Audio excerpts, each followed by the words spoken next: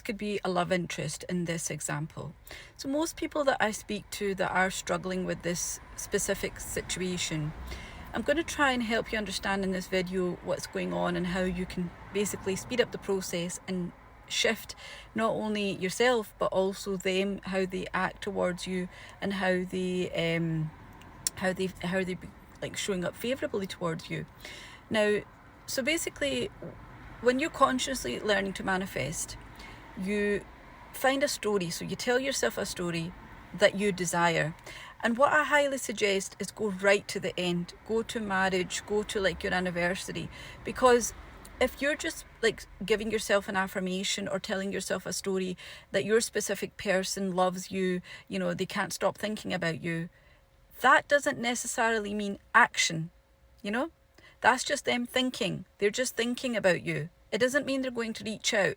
So if you're in a no contact situation, or if you want more communication with your specific person, you have to be right to the end where you're in that loving relationship and you're married. Now, it doesn't mean like some people don't want to get married, you know, they might not decide to get married to that person. That's fine.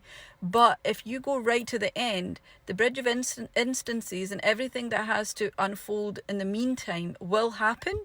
And then you can decide, you know, if this person's for you or not. Now, moving on. So then once you've got that clear, you've got right to the end, you've got your, you know, your story there, you have to stick to it. It's not a case of, right, okay, so I'm claiming this person's madly in love with me and we're going to get married and have 3 children.